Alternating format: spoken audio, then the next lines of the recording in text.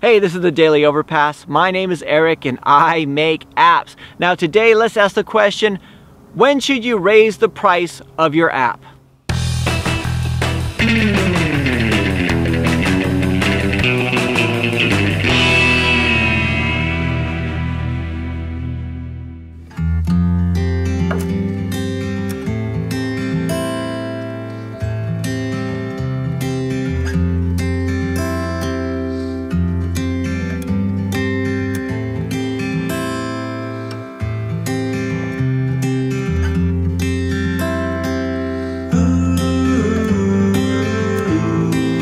Okay, so today I'm coming to you from Snellsmore Common. It's like this nature reserve, like this park, like 20 miles from the office. But I thought I would start off this week with a, just to get out a little bit, take the car out, do a little bit of montage at the beginning, that kind of stuff I like to do. All right, so today I want to talk about pricing, just both services and products, right? So first of all, last Thursday I was telling you about how earlier in the week I was talking to a prospect, and we talked about his app and all the stuff he needed done, and I gave him a ballpark figure, and he said the words that I hate to hear. He said, "Actually, your prices are way lower than the other developers I spoke to," right? Which just it messes with my head, because first of all, I don't want to be the budget guy. Right, that's my first thing, right? I don't want them to go based on price. I want price to be an issue. Price is always an issue, but I want them to go based on the competence and all that kind of stuff. So that kind of threw me a little bit. And I also started thinking, hey, wait a second. Am I not see? Is there an aspect of this project that I'm not seeing? And then I start to reevaluate. But sometimes, developers they just charge less. Either they could do it faster. It doesn't take them as much. They might have their developers might charge less. All this kind of stuff. So it's always good to get more than one quote. But I don't like hearing that. But the thing is, the same thing happened on Friday. I was talking to somebody else, and a completely different prospect. They said the same thing. Oh, well, that's really reasonable, because everybody else I've been speaking to they want to charge a lot more than that. So anyway, I'm kind of having this confidence thing going on at the moment. So I have to reevaluate some things. I think I might just raise the rates a little bit and see what happens, right? Because back when I started off with apps, the same kind of thing happened there. Like when I first released EarSpy, I released the Google Play and on iTunes, right? Back then I didn't use in-app purchases. I just had the free version and the little thing in there saying if you like it, then go buy the paid version. And the paid version I released for 99 cents on iTunes, the lower tier, and I released for 99 cents, well 69p, 99 cents on Google Play, right? And the only reason I released it is because I thought that was standard. I thought all I need is like 300 people to buy one a day, and that would be great, right? Or 1,000 people or whatever.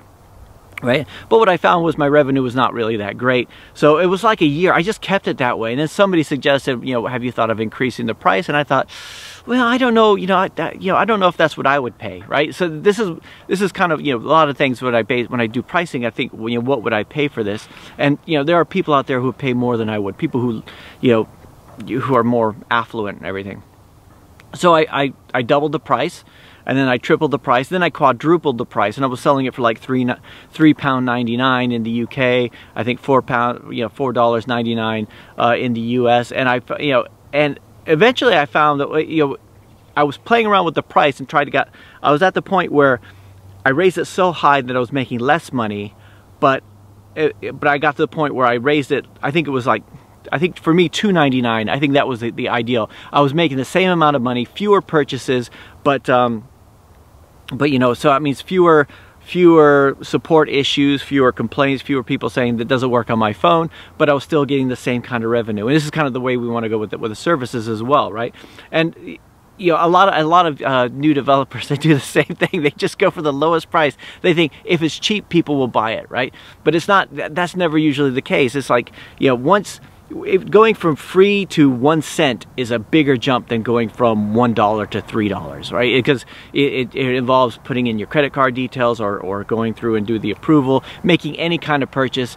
Going between free and making any kind of purchase is a lot more of a jump than making just increasing the price. So this was something that it increased my revenue. It lowered my the amount of support that we had to do, and this is something that the app itself is standalone. I didn't have to worry about server costs or anything like that. Every time we have to do something like that, of course we want to raise the price and find that happy medium. There are people who, and I have to come to the terms with the fact that there are people out there who will pay more than I would for the services that I could offer. So anyway, I hope that helps you a little bit. If you're somebody who's started selling your apps at the lowest price and you're not making the kind of revenue you want, it usually helps to try to play with that a little bit and try, because eventually you get to that, what economists call the point of diminishing returns, where you raise it so high that you're just not making the same amount of revenue, but you want to raise it enough so that you're making the same revenue, fewer purchases, well, hopefully more revenue, obviously, but you know, the same amount of purchases, and to really get out there and do that. So anyway, I hope that helps a little bit today. I hope you guys have a great week, and that's it for today. I'll talk to you tomorrow. As long as I'm still